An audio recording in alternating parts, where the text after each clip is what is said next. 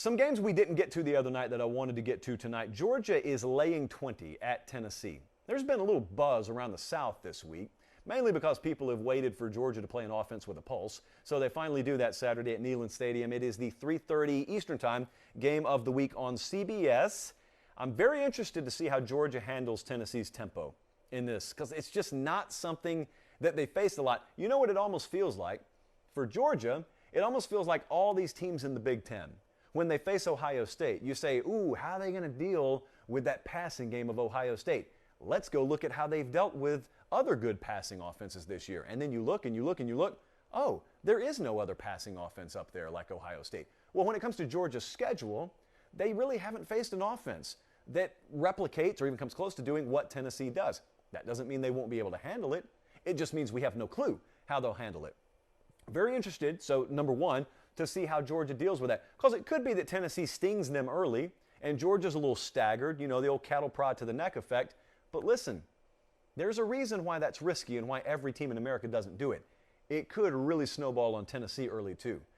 It could be 3 and out, 3 and out, 3 and out. Georgia's all of a sudden got a 25-7 plays run advantage at the end of one quarter. Oh, and by the way, this is where I want to remind you that Tennessee's defense was on the field 99 plays against Kentucky last week. So yeah, it's high risk, high reward, but there's no other way Tennessee knows how to play. I think, though, quick passing, tempo-based, rhythmic, that kind of stuff that you normally talk about Tennessee, I think it's important with Georgia, too. Because one of the edges, if you want to call it an edge, that Tennessee has is they've been really good at generating pressure. They've been really good at disrupting quarterbacks. And so I'm looking right now, and I'm looking at Stetson Bennett, and I'm looking at where Georgia can have the most success.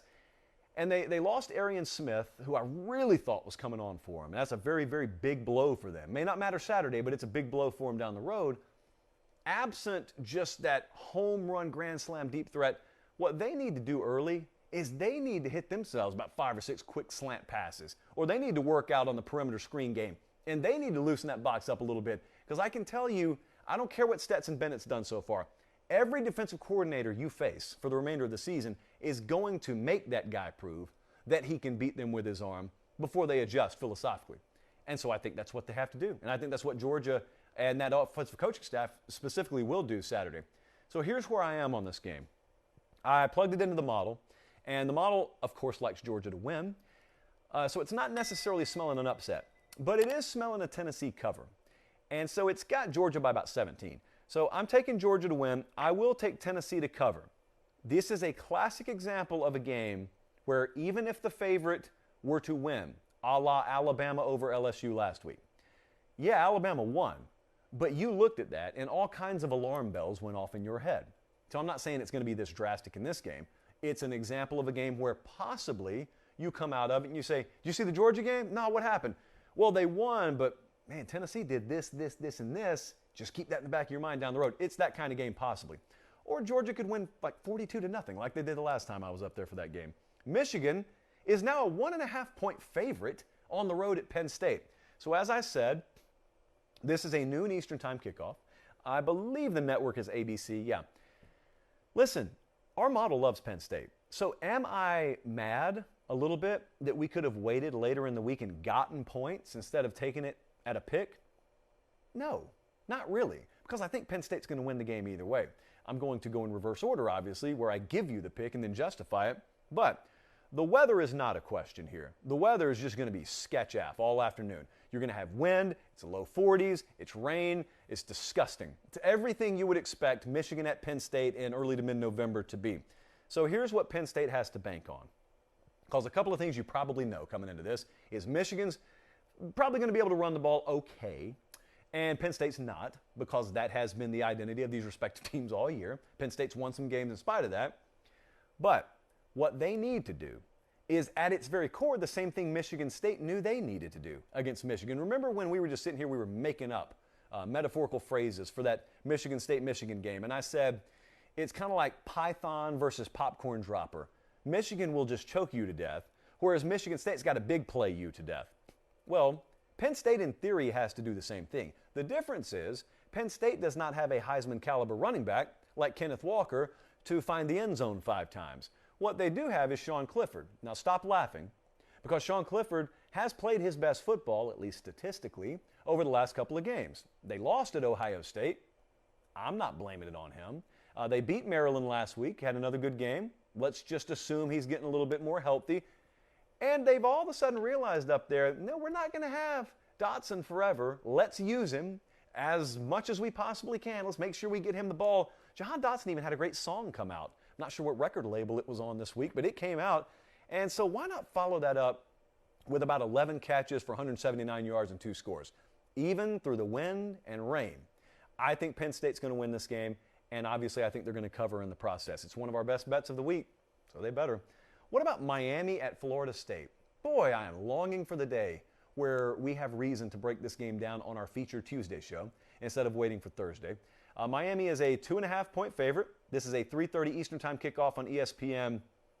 Miami survived what was a very underrated ambush spot last week. We were on Georgia Tech plus the points for reasons that we spelled out last week. Look, Miami had a shot to lose that game last week, but they didn't. Now, some of you trashed them because they only won by 3 or whatever the final score was. We were impressed by that because we just viewed the game differently. So now they go on the road, and now we're looking at one key factor to me in this game, and that is how well can Florida State run the ball. If they're running it early, I don't necessarily think there's an adjustment coming that stops it. And so Florida State's going to have a good afternoon. Probably not going to run for 400 yards, but I think it would stand to reason they've got a good shot, and you'll know early on if they're getting stoned against the run versus 5.5 or 6 yards per carry. Big difference. And here's why it's a big difference on the Miami side. Tyler Van Dyke, the quarterback there, has played well. He's come in, he's played well.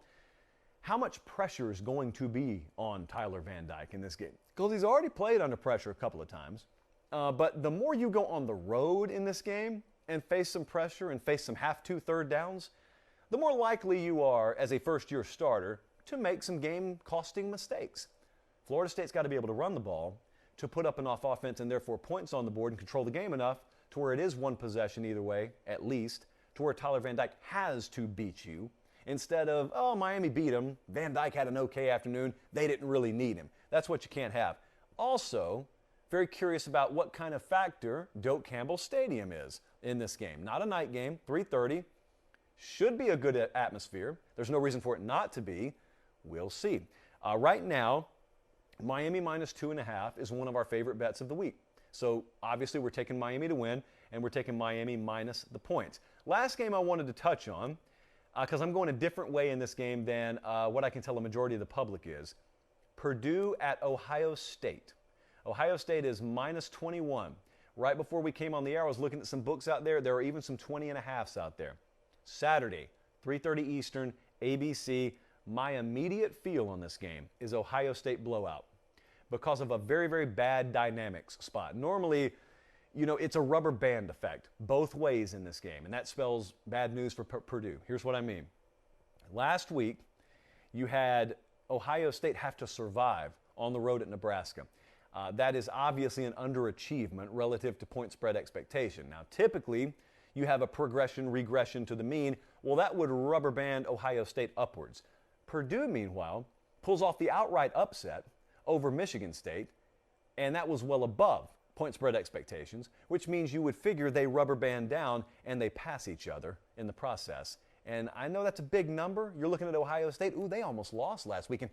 Ooh, Purdue, they already took down 2 top 5 teams.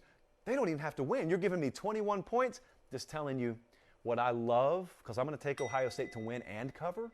And the reason I love the Buckeyes so much this week is because that offensive line, which make no mistake has the capability to play at the best level in the country on any given Saturday, has been trashed all week. And not Caleb Williams. We'll talk about him a little bit later. C.J. Stroud has been trashed all week. I mean, there have been some really derogatory terms being thrown around Columbus, Ohio, and the surrounding area about his unwillingness, not inability, let me stress, unwillingness to grab an extra yard or two. And these folks are not wrong, by the way, when they're questioning, I'm not going to say toughness. Well, they are. I'm not doing it, but some people are questioning toughness. And there have been some times, like I said on the Sunday show, where I watch C.J. Stroud and I see an extra chunk of green and he doesn't take it, I'm not talking about, like I said, Calzada lowering his shoulder into a safety. I'm not talking about that. And he was asked about it this week, and he said, I'm not here to run the ball. I'm here to play quarterback. I'm here to throw the ball. Yeah, so I'm not interested in that. Anyway, whatever he said, public notwithstanding, I think you'll get one of the best performances from C.J. Stroud and that receiving core of the season this Saturday. And I think Ohio State will win, and I think they'll cover. So those are some more games we're looking at. And of course, as usual, a game that we did not mention is probably going to end up being what we lead the show with on Sunday.